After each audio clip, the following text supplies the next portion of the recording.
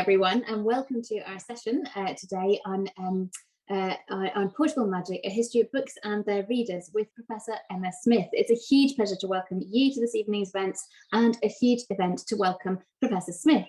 So Emma Smith was born and brought up in Leeds. She's currently a Professor of Shakespeare Studies at Hertford College, and there's a long story in between those two elements, much of which is of course wrapped up in books and bookishness. We've left out from the notes I've been given my favourite part from Emma's biography on her book blurb, which is that she enjoys silent films, bird watching and fast cars, and we can find out more about how that relates to books as we go forward this evening. She's also the author of the Sunday Times bestseller This is Shakespeare, alongside numerous books and articles dealing with all sorts of topics to do with the early modern, the period of Shakespeare and his contemporaries, including wonderful research into Shakespeare's first folio, into the forms that books have taken, and into all sorts of drama and literature from this period beyond. And Emma, of course, is host of a brilliant set of audio and video lectures about Shakespeare that are tremendously popular and have done a great deal to shape people's understanding of and access to Shakespeare on the way through their education, and lots of our students coming to York certainly find those really tremendously helpful. So I am Helen Smith, another Smith, and I am the host for this evening, and it's a great pleasure indeed to welcome Professor Emma Smith and to talk to her tonight. Emma, if I can invite you to turn your camera on, and we're going to have a chat tonight about Emma's latest book, Portable Magic, A History of Books and Their Readers. So I'm going to have a few questions for Emma, but please do feel that you can pop questions into the Q&A that's there on the screen at the top. It should be visible to you. We really welcome questions. I'll keep a little eye on that as we go on the way through the session, and I'll draw questions in as well as using my own ability to get prime access to Emma to quiz her myself.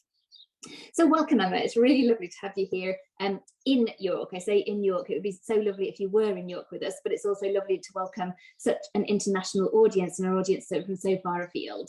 So welcome, Emma, and welcome to the Festival of Ideas. Thanks so much. It's really lovely to see you. Now, we did have a little pre-meeting chat, and you did tell me that you were very keen, if I'm remembering this rightly, to be asked the difficult questions and questions that made it clear that this brilliant book might be something that we should explore in depth and detail and be probed. So I'm going to start.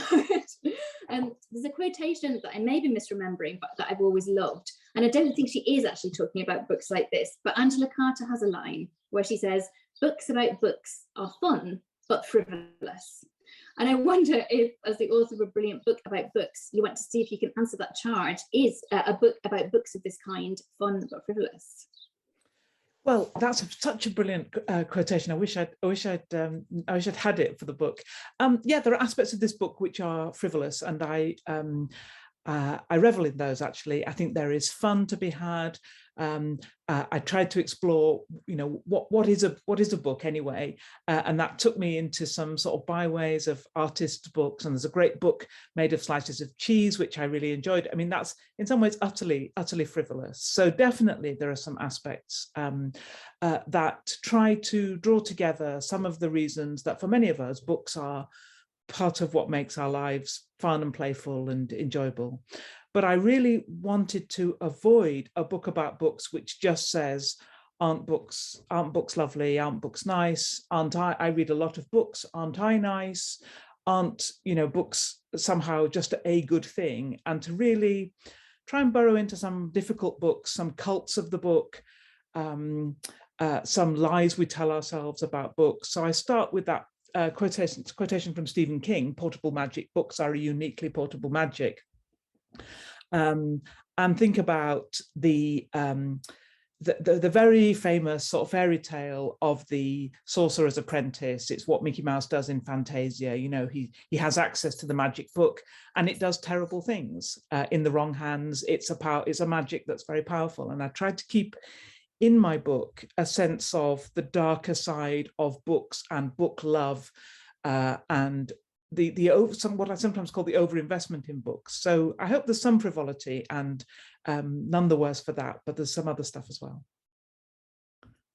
Absolutely. And I think, I mean, one of the things that's really interesting to me about the book is the kind of tonal shifts that you have on the way through, that sense that actually there's some lovely and really rewarding moments and wonderful anecdotes, but you're asking us to stop and think about really serious questions. And there are big ethical issues that haunt the pages of the book. And I think it's a brilliant balance. I suppose I also wanted to ask, I was trying to imagine myself writing this book and the sense of being just utterly overwhelmed. Kind of, how do you even begin to think about how to slice books and the history of our relationship with them? And I really admire what you've done, that there's not a sense of, you know, we start here and we march forward to this point. You do move backward and forward in history. You do think very carefully about different geographical locations and the limits of a kind of Anglo-American or Eurocentric view of bookishness and so on. But I think, I mean, it is a big question, I know, but how did you choose where to divide this up and how to focus your chapters in order to tell this story? Yeah, I think that's something that actually changed through lockdown. So I had the irony of writing quite a lot of a book about our in real life encounters with books in a digital sphere. And that meant too that I originally planned a book which had fewer chapters and more detail on all of those, and some research trips which would have developed some of that material in some different directions. That wasn't possible to do. And so I slightly regrouped, and then I just started to try and read really, really widely, more widely than I was going to do. And through that process to try to cluster some ideas about books and bookishness. The thing that underpins, I suppose, the method that I used is a sense that books as objects have remained really pretty stable across their history, which isn't to say that there aren't interesting tweaks and interesting technological things and industrial processes and bespoke things that people do to their books. All of those are interesting. But broadly, if you went to one of the early adopters of the codex in the 1st century, and showed them Portable Magic or showed them a modern paperback, they would understand this is how this works, how you hold it, which way up it goes, you know, how you move through it. And that continuity, I thought, gave me a license to try and group together some of the ways in which our encounters with books have echoed and resonated across quite different times. So I have a chapter, for example, about books as gifts, where I try to think about sort of the tradition of gifts to patrons back before print, a delegation of Jesuits to the Mughal emperor bringing a book. And then I think about Barack Obama, the Obamas bringing the Queen, the Rodgers and Hart songbook, and what all these gifts of books mean about the givers and what they think about the person to whom they are giving, as well as how they feel about the book. So I tried to think that here's something, giving books. Does the person who gets the book want that book? What do they do with it? And that seemed to be something which recurred in some quite different times and places. If I were asking myself my own most difficult question, which I know you will have already got, Helen, I mean, I would say, does that clustering them together allow them to be as different as they, of course, are?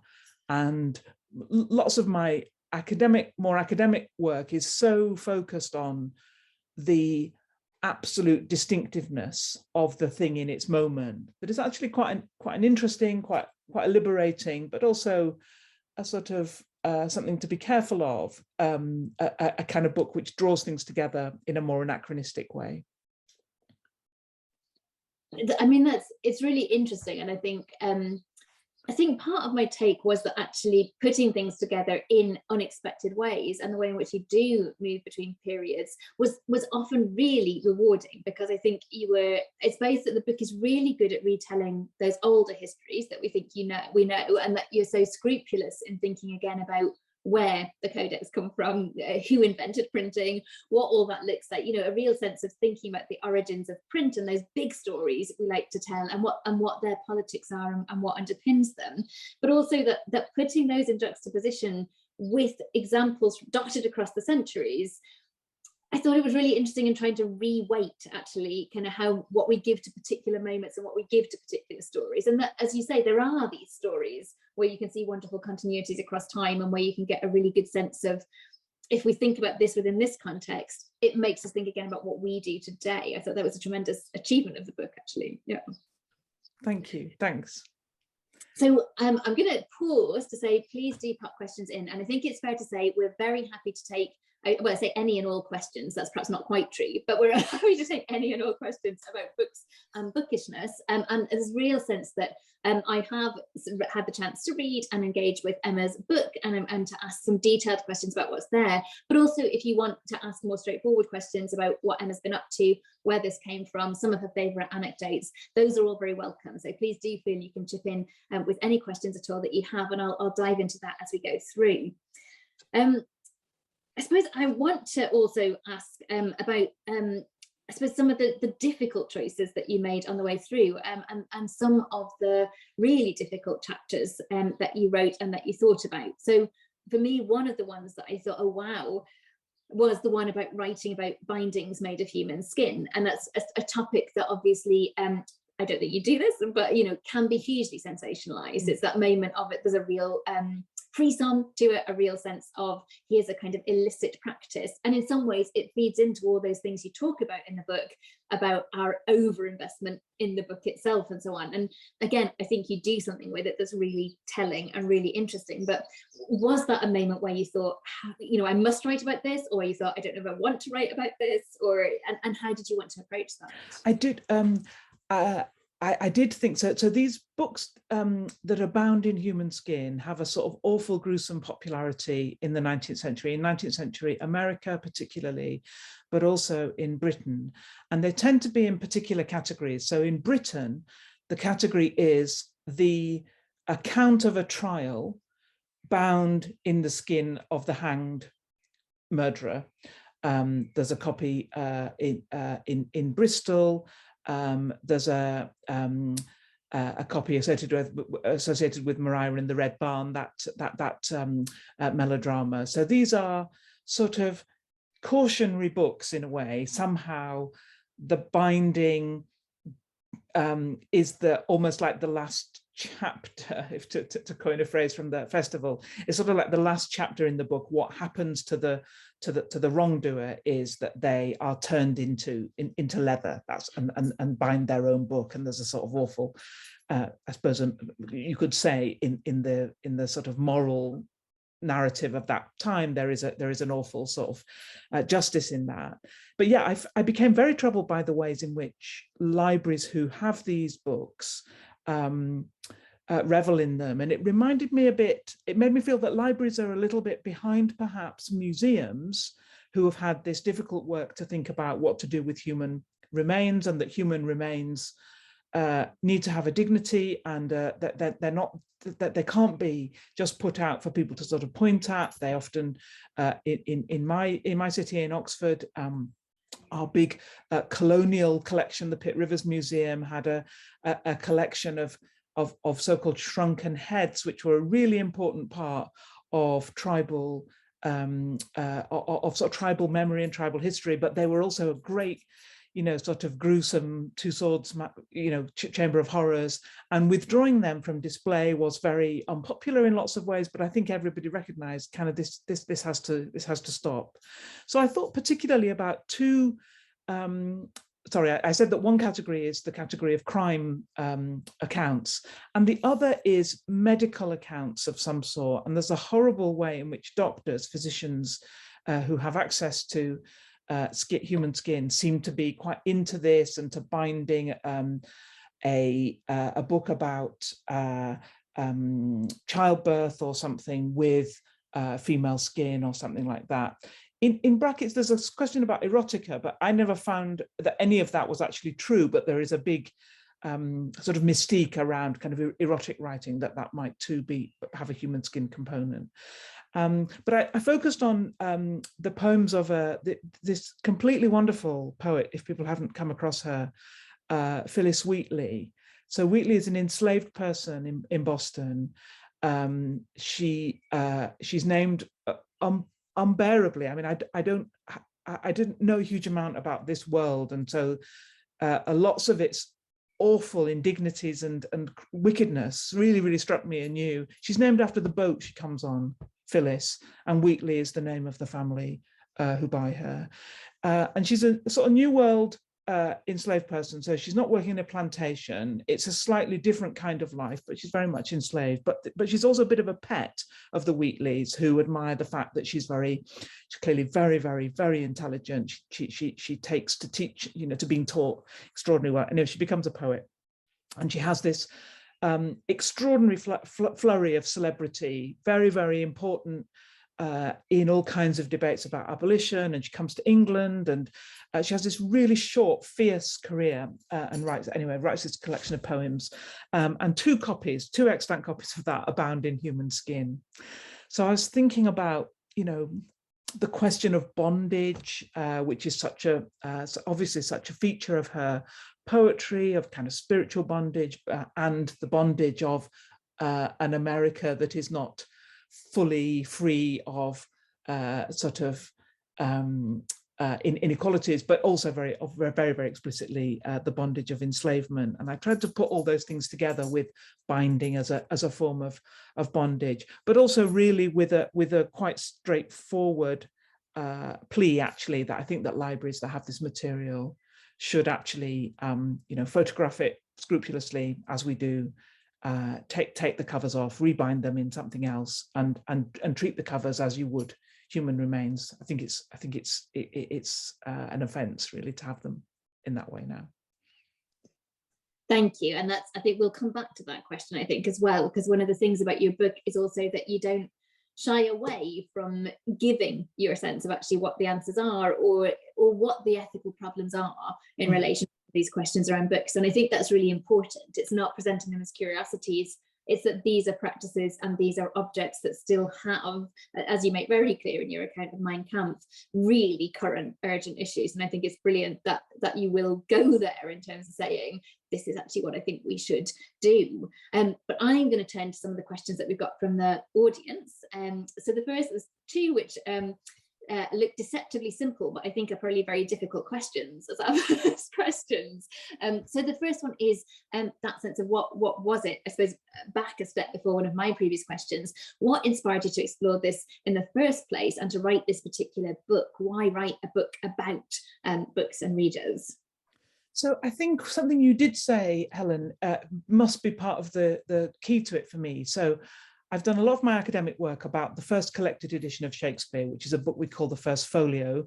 And if you're not very familiar with it now, you probably will be by this time next year, because it will have its 400th birthday next year. And the nearest one, if you're in York, I know lots of people are not because we're online, but if you're in York, your nearest one will be at the Brotherton Library in Leeds, which is going to be on display for that birthday.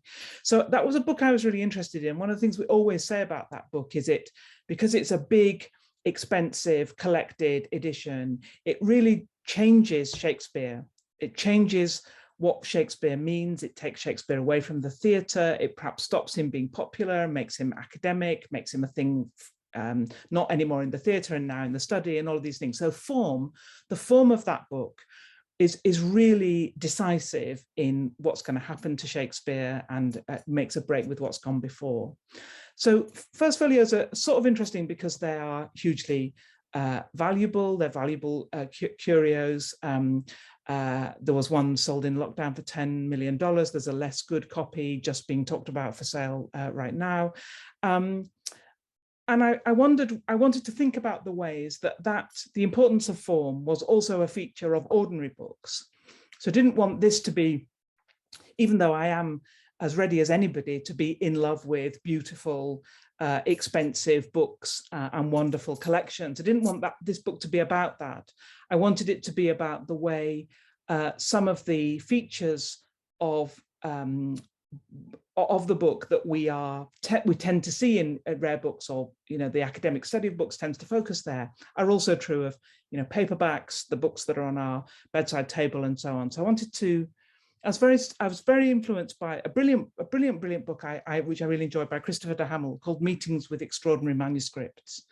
And I loved, if you haven't read that, it's a really great book. And Christopher de Hamel is sort of the great expert, and he goes on these, you know, wonderful trips to see these exquisite sort of one-off things. And I thought, you know, Christopher de Hamel is a lot classier than me, and that's not really the kind of work that I could do. So I'm a bit more interested in, you know, why Jilly Cooper's Riders is such a perfect combination of form and content, what it's like to read a paperback, why it's always a bit disappointing if you get a print-on-demand book in the post when you'd expected something else, because it smells so weird and it opens in a kind of weird way. So I wanted to be much more, I wanted to open that up to people who love books but don't have millions to spend on them, just like me. And the next question is perhaps the most difficult one we're going to get this evening, which is, what is your favourite book? I saw that question come in and I thought, I don't have any way of answering that. So what my book is trying to say is that books themselves matter as objects. So I wouldn't say, in answer to this, for example, my favorite book is Middlemarch. I would have to say my favorite book is the Penguin Classics edition of, you know, it would be about the specific book. It isn't Middlemarch, although it probably ought to be for serious people. It is Middlemarch, isn't it? But it's not for me. I have been thinking a lot about a sort of ghostly book, a book that I have lost but is very strongly imprinted on me, which was a board book, a children's book I had called Emma and Christopher. It's about two hedgehogs, and I can picture it and I can feel it in my hands. I must have had it from the library. I never owned it. I've never seen it since. If it rings a bell with anybody, two hedgehogs, Emma and Christopher, please do get in touch with me. There'll be an enormously large reward. But maybe that's what one's favorite book always is, the one that a kind of imaginary one almost. Very possibly. And I think, I mean, again, this connects to your book, because thinking about that question for me, I don't know if I can say which book it is, but I can see the bookshelf, and it's my grandparents who lived in a little terraced house in Edinburgh, and at the top of their very narrow staircase in this 2 up, 2 down tiny house, the little bookshelf that to me was just riches and a real sense of actually my granddad, an autodidact, someone who taught himself to read, someone who was passionate about literature, and the magic of those books, the sense of how much they were valued, and for me, the opportunity to explore, the opportunity to see these books. And it was, I think, the favourite book of comic and curious verse and a couple of books of nonsense poetry, and the kind of the wonder of digging these out of the bookshelf, and that kind of agency as well, that I took those books out and I went with them. So I think there's something there, as you say, about all the memories and all the kind of social and all the kind of emotional connections that get bound up together with particular books, definitely.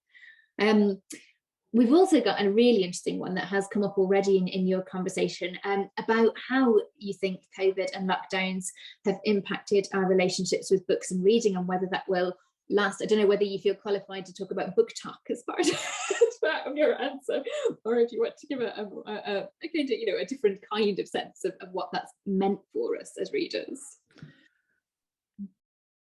So I think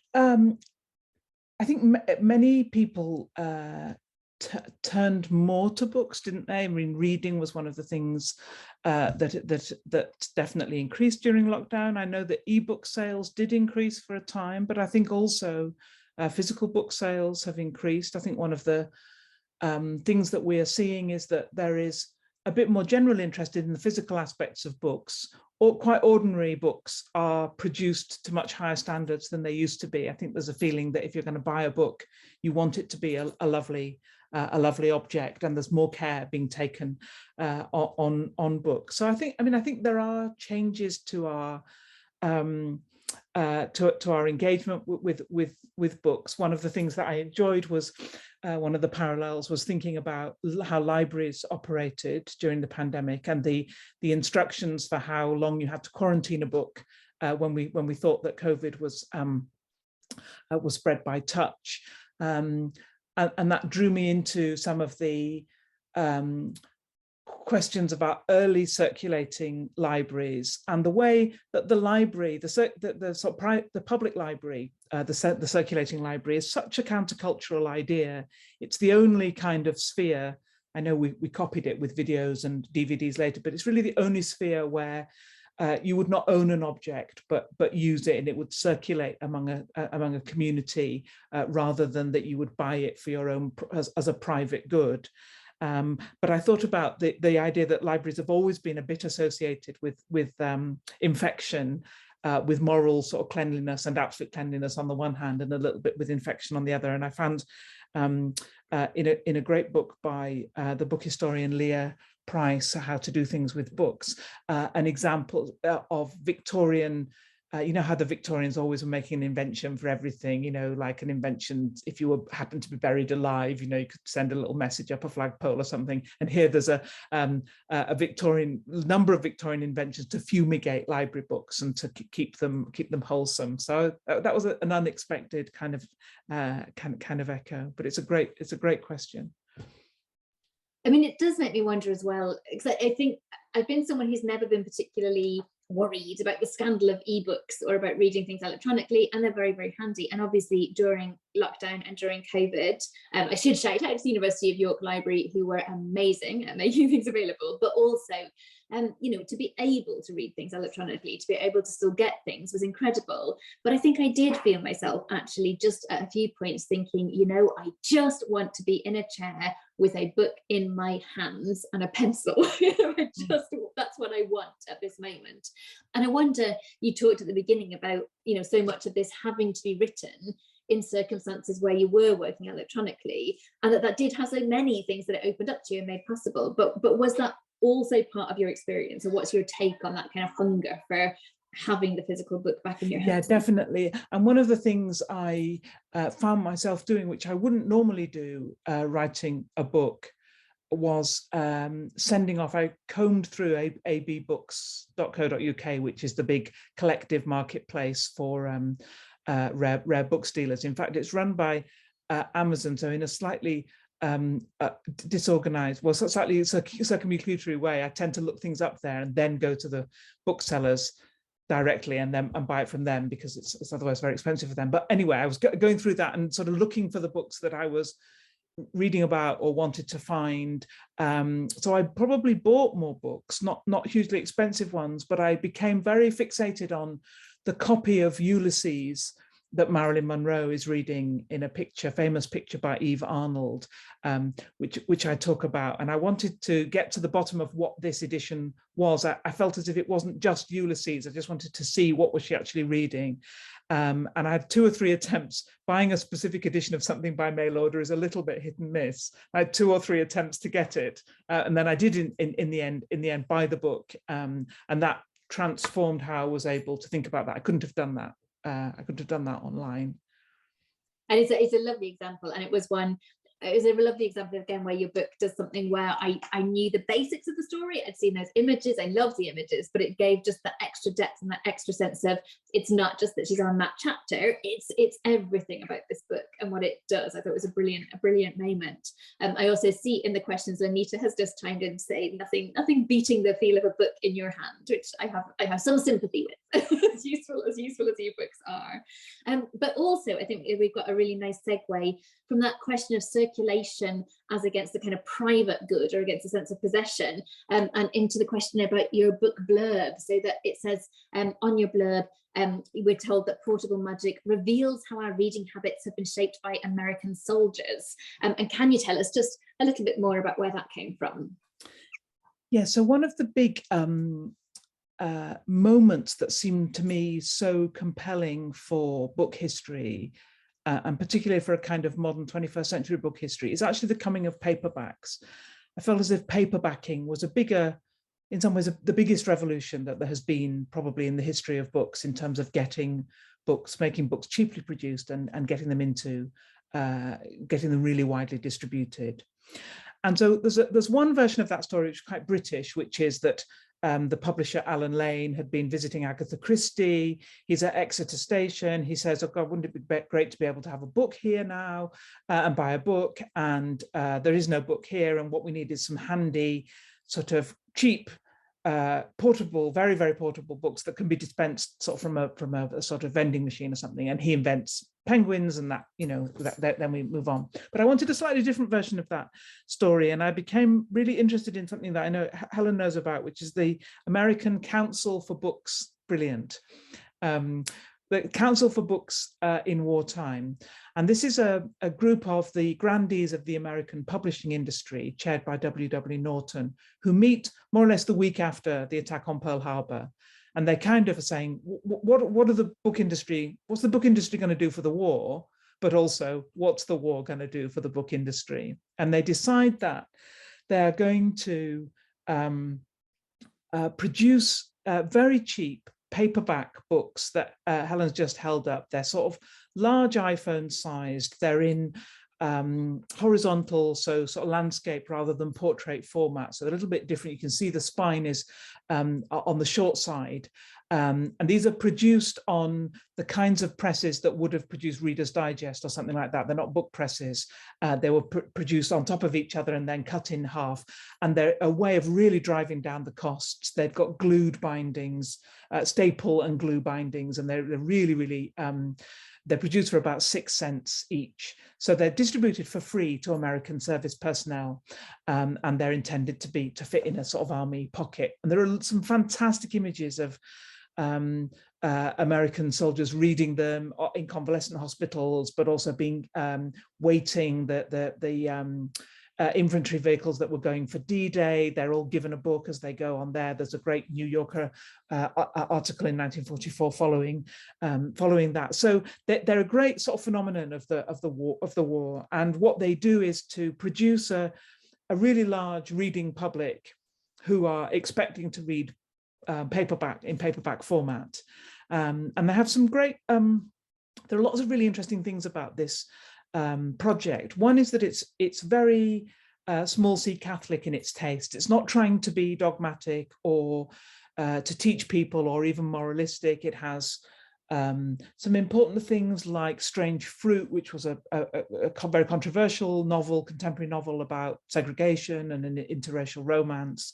It's got Superman, it's got the Iliad, it's got The Great Gatsby. You know, lots of people have said that this series really establishes Scott Fitzgerald's reputation, and which was very low during the 30s, and he sort of emerges as a classic through that. So it's a kind of an amazing project. There's a slight, not exactly a sting in the tail, but one of the great consequences is the development of paperbacks and just new distribution methods and so on. The other consequence is actually that the American military have very extensive book distribution networks through most of the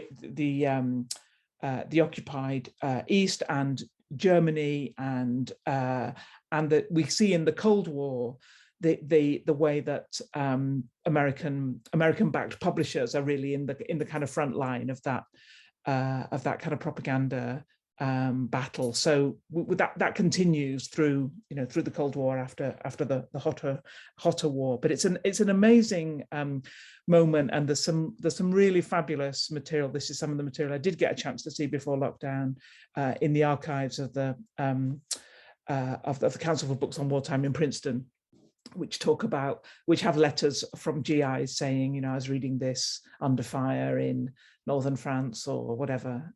Yeah, it's really amazing. I'm so pleased, Helen, that you had that one to turn around. Thank you.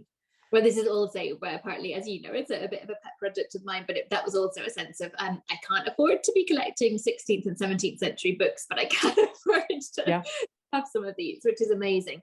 And I've got two anecdotes, I think, that kind of seemed to me to speak to your work from things I've read about these and looked at in these. And one of them is, I think, just that sense of how it connects to what you have to say about collecting. Because one of my favourite letters from a soldier is one where he says, I've always wanted my own small private library. And it's just this really haunting phrase. And you'll know this, but a sense in which the council, they didn't want anyone to collect them. If people wrote to them to say, I need a copy of this, they nearly always said, no, you know, these are disposable, they're expendable, you're not to have them. But they couldn't stop that sense of there's something about having a collection of books that really matters to people's sense of being something they wanted to come back to, and something about who they were going to be after the war. And I found it really moving. The other one segues neatly into our next question, because I read one of the letters where there's quite a pompous letter where someone starts saying, you know, they'd really enjoyed the Dostoevsky and the Tolstoy and the Chekhov, but they weren't very impressed by some of the titles. And could we have more, please, of the serious literature, more Shakespeare, more Chaucer? And it took me 2 years to look back at a note and realize that the person who had written this was none other than the great American novelist Norman Mailer. That's fantastic. I did not know that. That's absolutely fabulous. Spectacularly pompous. But it does move neatly into Jim's question, which is about saying in secondhand bookshops how much he likes to see handwritten comments in old books. The marginalia in medieval manuscripts are fascinating themselves, but he won't write in his own books, and he objects to modern books being written in. So Jim is very willing to admit that his stance is illogical, but where do you stand on this? Is it an annotation, a person having a conversation with the book? Is it a lack of reverence for the printed word? Should you only write in a book if you're going to be famous at a later date? You know, what is your take on this? Yes, I mean, that's a really good point. The librarian of St John's College in Oxford was a lot happier at the annotations on the 16th century copy of the Fairy Queen when it turned out that the annotator was Philip Larkin, or turned into Philip Larkin, or something. Yeah, that's interesting, isn't it? The idea that Marginalia is such an interesting window into the past. We all probably love books where we have some sense that someone's interacted with them. There are Facebook sites and all kinds of things where people post, you know, images of pages where people have, you know, put their own comments in the margin or carried on a kind of argument with other readers and so on. I don't feel a particular reverence for the printed word or for books as objects, I don't think.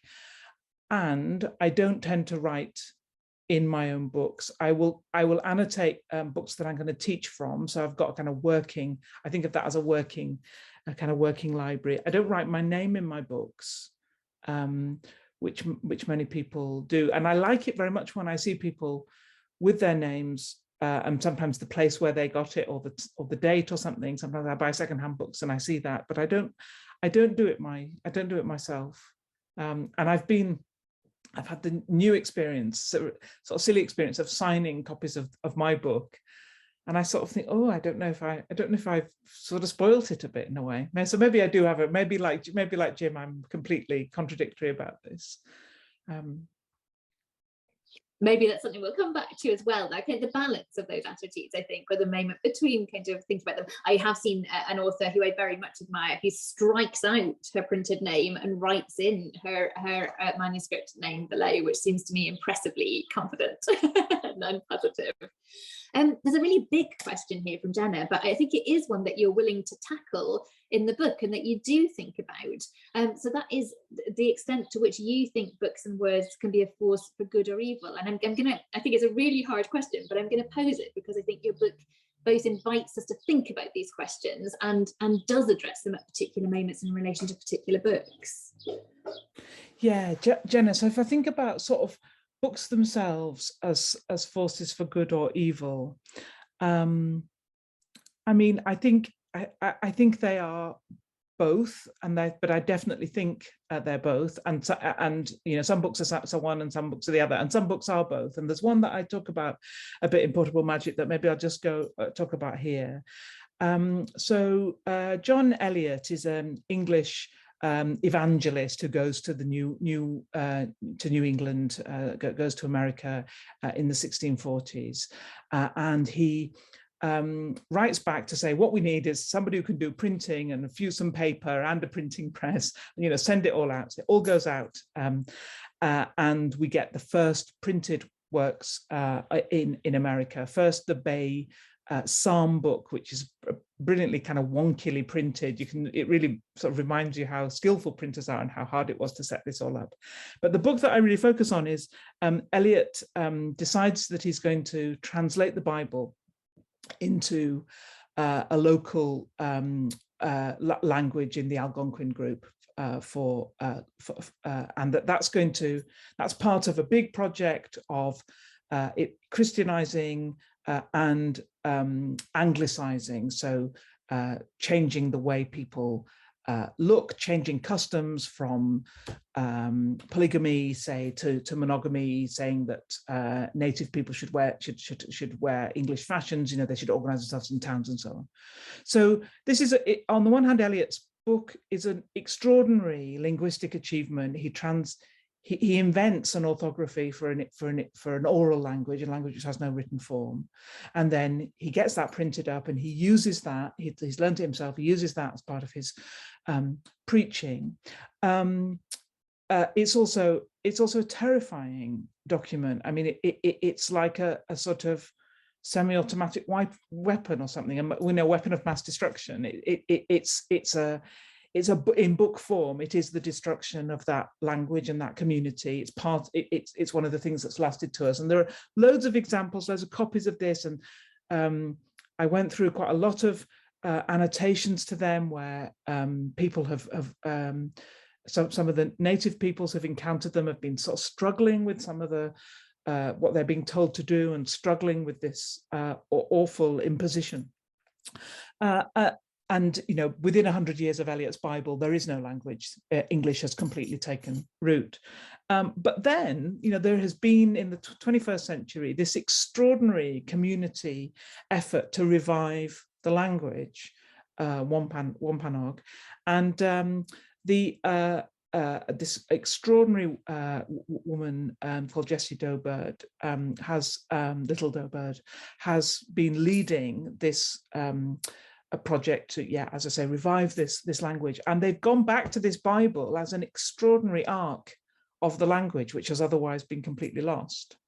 So Eliot's Bible sort of destroyed the language and then is coming back to give it back again. Now, that doesn't make up for the destruction, but the object is so striking. And if you go on that language website, the first page is a facsimile of this mid-17th century Bible. That's the seed really for the reviving of the language, which is a kind of extraordinary example of exactly, I think, what Jenna is getting at.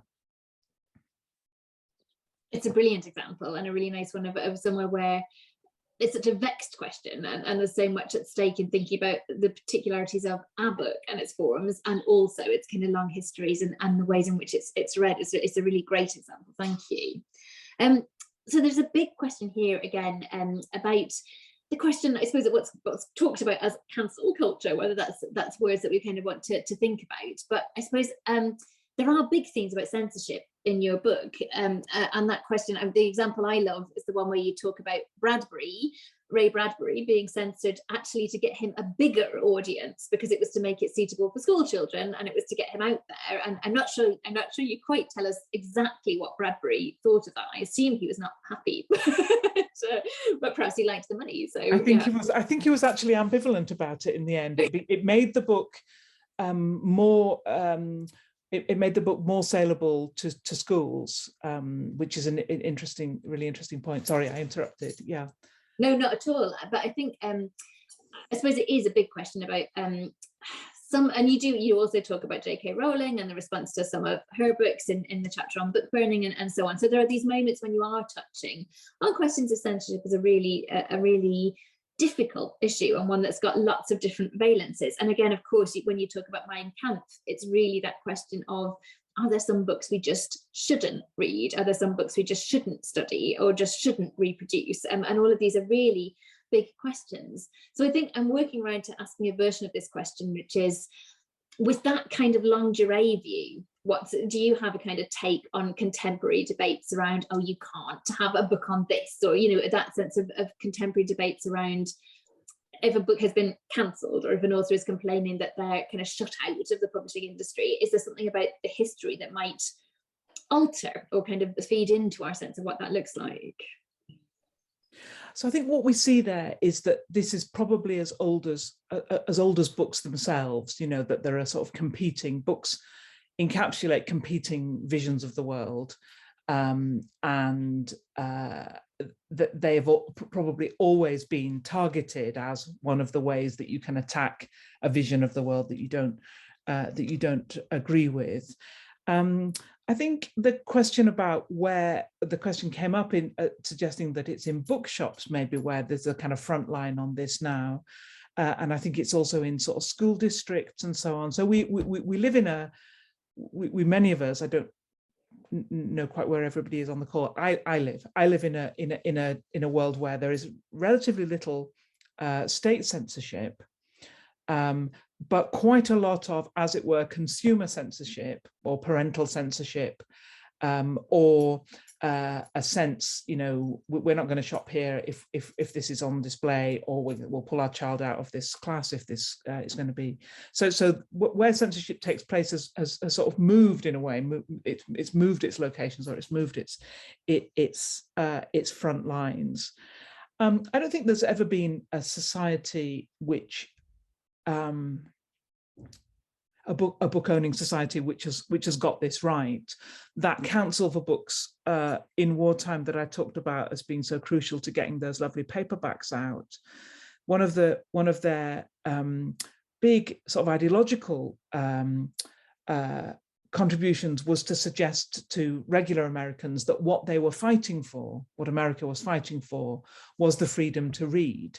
So they created, they didn't invent, but they certainly consolidated the view that what was worst about Nazi Germany at that, as was known at that point, was these kind of restrictions on personal freedom, which were epitomized in book burning and in making it impossible to read certain authors. But America was not uncensored itself. You know, there was not complete freedom to read, and perhaps there never should be. And of course, you know, as Helen's suggested, the book that really tripped up this whole rhetoric of freedom was Mein Kampf. And what do you do with when you're fighting for freedom to publish against a regime where a wicked book is the centerpiece of that ideology? So this is all a long way. I mean, what the longue durée says is that it is an extremely difficult balance to get. I feel that I'm instinctively against the banning of any books, but then when I was looking for books online, and this comes back to the question about how books changed during COVID. One of the things I love in normal times is going to my local bookshop, and Ray, who works there, has always read things that I would never have read, and he tells me this is what you should read. He's particularly good on what should be the third one in the 3 for 2, which is always somehow surprisingly difficult, isn't it? You've either got 2 or you've got 4, and he will often give me a third one. So I was really missing a sense of reading things that I didn't already know existed, and I was trying to look at the online book selling kind of recommendations to see if I could come at that in another way. And when I looked at that same bookshop, there was a list of bestsellers, and it had generated, you know, a really weird algorithm which generated, you know, Peter Rabbit, J.K. Rowling, Richard Osman or something, and Mein Kampf. And I find myself writing to them to say, why are you doing this? And I thought, is that the right thing to do? So I think we will always all have difficult cases, that's to say, you know, getting, you know, banning one book in one, you know, like a butterfly kind of flapping its wings is going to have connotations and implications elsewhere. I don't think we've settled this. I don't think we've settled this at all. But I do think it's a striking part of where we are in a quite a polarized cultural world at the moment, that books are really the front line. Again, book objects are the front lines, and as the questioner said, book institutions, bookshops, libraries, school libraries, they feel like the sort of front line of these questions. Yes, definitely. I mean, I think also you're talking about the bookshop there was a really nice reminder of those institutions, and that again is something that comes out really nicely in your book. Libraries, the pros and cons even of collecting and of bringing books together in different ways, when something is really when there's a really kind of positive urge to bring things, but when there's also a gatekeeping or a policing function, all of those ideas and those complexities come through really really nicely. And I think it does lead into another question from Jenny here, which is about it, if this is, or kind of, if it's a distance or what that is, the idea of a kind of evolution of the book. And, you started by saying, in one sense, it's something that since the beginning of the codex, for 2,000 years or so, a book is a book is a book, and we could pick up a very old book and we still know what to do with it, and we still know what it looks like. But Jenna's question is, how far it has evolved from its beginning to today, and thinking about things like ebooks. And I suppose I also think, as someone who does pick up some older books, there are things which are really familiar and I know what to do with them, but there are also ways in which the way I read them is totally different, because libraries require me to read them very differently, and that sense of history about a book, and also the ways in which the book presents itself to me. So sorry, that's getting a bit rambling, but it's about a question of, within that kind of a codex as a codex, what are the kind of differences, and do you see a big story of evolution or of change?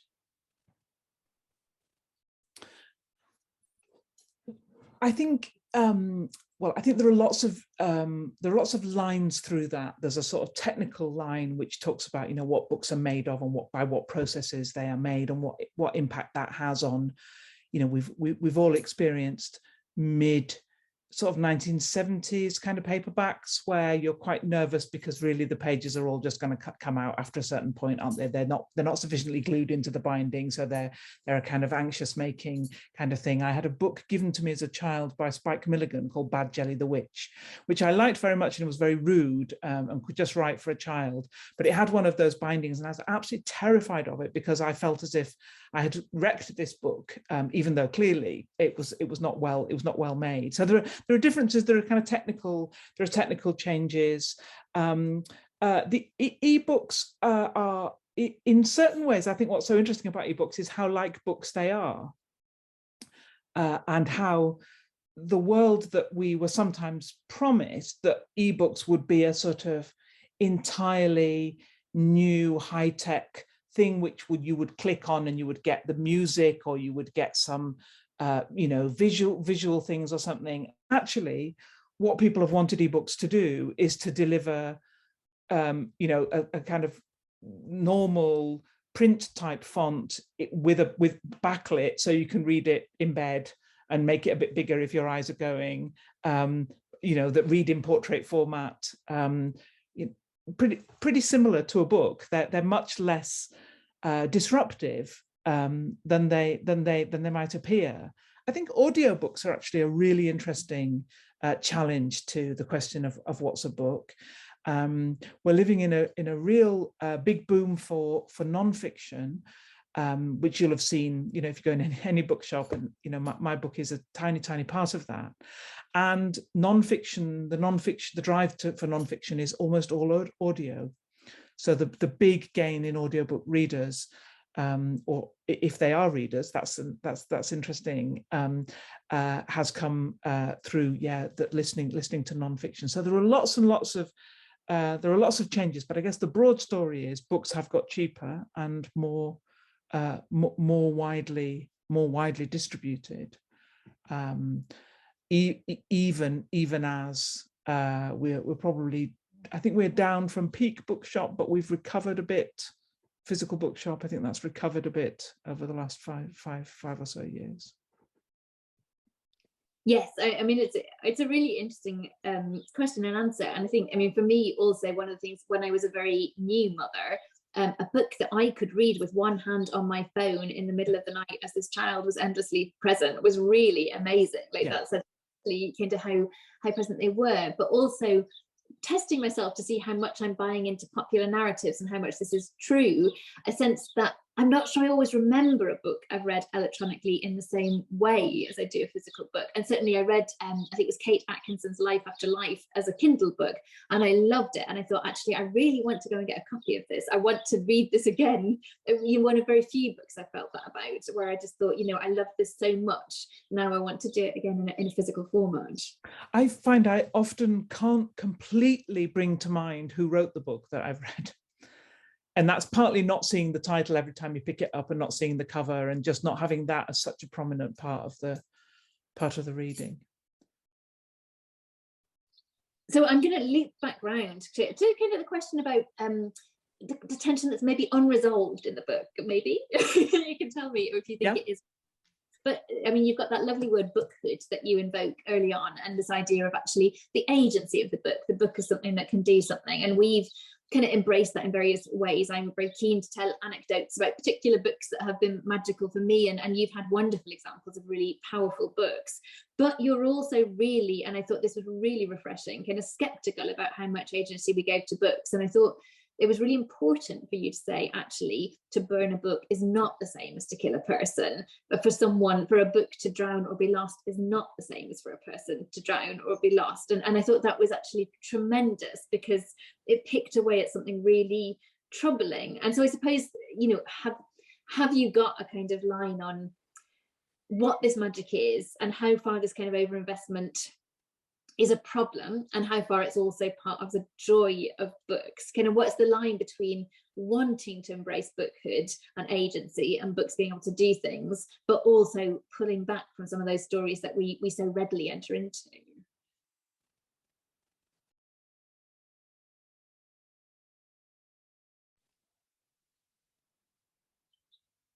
I can't hear you, Emma.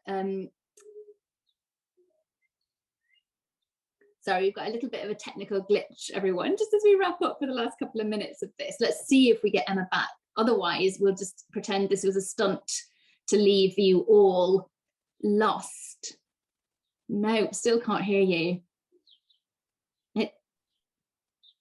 We've lost Emma, I'm afraid. Oh, no. Well, don't worry, we're at the 3 minutes to 7 mark. So I think we're going to count this as the most remarkable way of refusing to come down on a question of what's the agency and what's not of a book, if that's okay. So as long as everyone can still hear me, which I think is the case, and someone from the festival will drop in the chat if that's not happening, I'm going to take this chance to say just the most enormous thanks to Emma. It's been a tremendous pleasure to talk to Emma this evening and spend time with her. It always is a great pleasure to spend time with you, Emma, but it's brilliant to talk about this fantastic book. If you've not had a chance to read it, I really do recommend it. Telling a brilliant set of stories about the book, unsettling a lot of what we think we know, and I think just really subtle, really nuanced, really thought-provoking, a really fantastic book there to get to grips with. And if you would like to purchase a copy of Emma's book, which is Portable Magic, The History of Our Long Love Affair with Books, in here it says, if you would like to purchase a copy, The History of Our Long Love Affair with Books with Signed Book Plates, which I think might be the sequel to, to this particular text. But if you'd like to copy a copy of this book with a signed book plate, then Fox Lane Books, the festival bookseller, has those available. It's foxlanebooks.co.uk/Festival of Ideas. And if you're on the festival website, you can also get a link through. And Kirsty is a local bookseller who we are very pleased to support and very pleased to see present. So the recording of this event will be available on the festival YouTube channel. That can be accessed from the Watch Again section of the festival website after the 24th of June. And there'll be an email goes out to everyone who signed up for this event as well, once that video is available to view. We hope very much that you will be continue to be engaged with the York Festival of Ideas. So do check out our website, which will pop up in the chat there as well. The full details of all of the events. There's loads to come over the next couple of weeks in the festival programme. And we do love to hear your thoughts on these events and to continue the conversation with the hashtag York Ideas. So please do get involved as you can. So as they say, I'm back. I'm back. Thank you for the instruction in the chat. Thank you for helping me. Thanks so much. That was just a wonderful discussion. And I'm sorry, maybe I just ducked out of a difficult question. Oh no, well, I'm glad you were able to return in the end. Thank you so much. I was going to say the rest is silence, so it's kind of my chance to do a great quotation to finish things off. But thank you so much, Emma. It's been lovely to see you. And thank you very much indeed to all of you who've joined us here this evening. It's been really wonderful to have you with us and to engage with these really brilliant questions. Thank you very much indeed.